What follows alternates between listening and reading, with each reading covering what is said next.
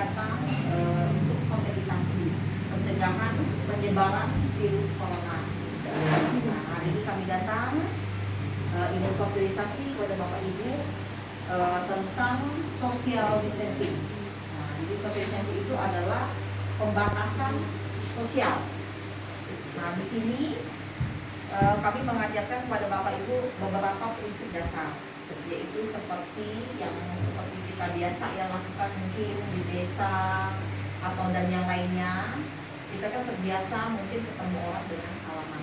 Nah, oleh karena itu sekarang kita himbau kemanapun Bapak Ibu bertemu dengan siapapun, usahakan tidak bersentuhan. Nah, jadi kita cukup dengan begini saja. Ya. Nah, jadi mohon maaf, misalnya saudara atau yang dituakan, nah itu bisa kita edukasi. Nah, untuk saat ini biarlah kita agak menjaga jarak, dan kita pun namanya social distancing, jadi kita tidak boleh ada di keramaian. Nah, jadi mohon maaf, seperti prinsip dasar lah, bisa kita ke pasar beli barang, habis beli pulang cepat-cepat. Nah, jadi jangan ngobrol, apalagi dengan ngomong jarak yang agak dekat, jadi jaraknya itu minimal 1 meter. Jadi agak jauh dengan penjualnya, seperti itu. Karena Bu di sini kita banyak ibaratnya ODP. ODP itu orang dalam pemantauan. Nah, apa itu orang dalam pemantauan? Itu adalah orang yang bisa bergejala, bisa tidak. Nah, awalnya karena kita kan punya imunitas, daya tahan tubuh. Nah, kalau daya tahan tubuh kita baik, bisa saja kita tidak punya gejala.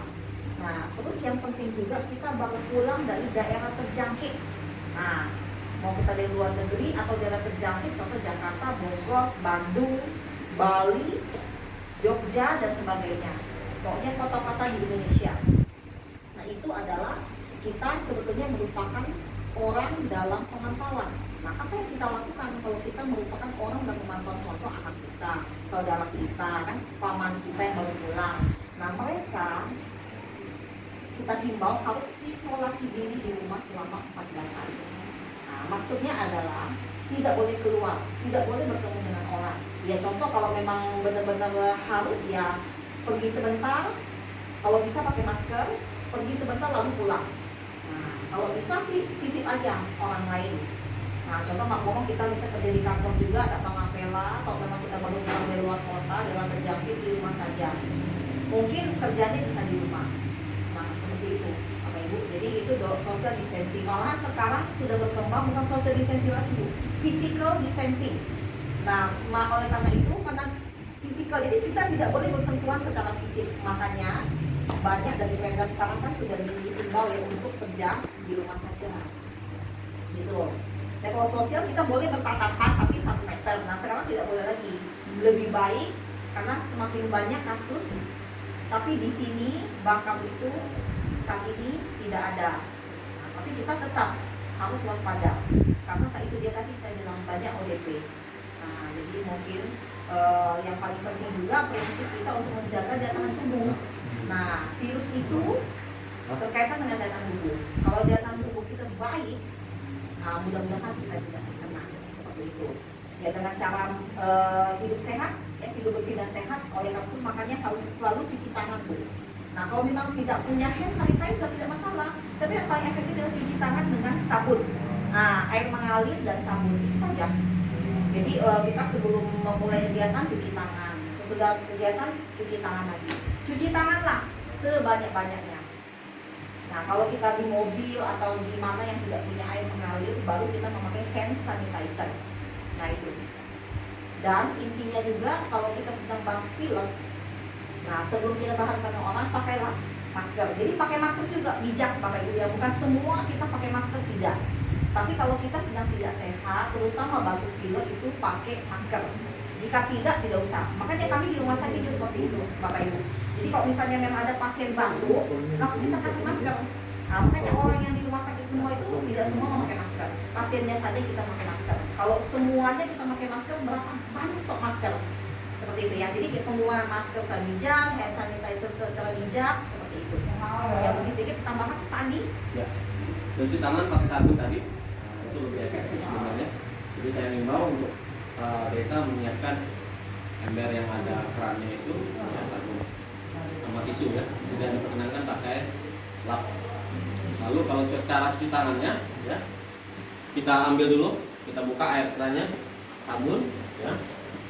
Nah, kita seperti ini dulu, ya, gosok 7 kali dihitung. Terus punggung tangannya hitung 7 kali, sebelah kanan, lalu beralih ke sebelah kiri. Lalu kita beralih ke sela-sela jari 7 kali juga, hitung. Terus kita beralih ke ini ya, 7 kali kanan kiri. Terus kita ujung ya, bisa juga seperti itu, bolak-balik di apa ya, kita lalu ke jempol ini. Kalau air mengalir lalu kita ke batas ini ya, di dalam tangan. Terus kita pakai tisu, jangan pakai ya. Kemudian kita harus cuci tangan sering-sering kali. Kalau masalah etika batuk, silakan dokter. Ya, kalau kita sedang batuk ya, jadi jangan kita intinya kalau kita lagi tidak punya ini ya, tidak masalah kan nggak mungkin ya semua punya ini kan. Jadi kalau sehari-hari kita batuk kita cukup ini. Jangan begini, jangan. Apa kita pakai tisu? Kalau memang saat itu ada tisu, kita pakai tisu. Udah buang tisunya, kemudian kita cuci tangan. Jangan lupa cuci tangan. Kalau saat itu tidak punya tisu seperti ini, tetap cuci tangan. Ya. Nah, jadi nanti saya mohon ini diajarkan ke anggota keluarga kita di rumah, anak-anak kita, semua ya, abo-abo, nenek kita diajarkan.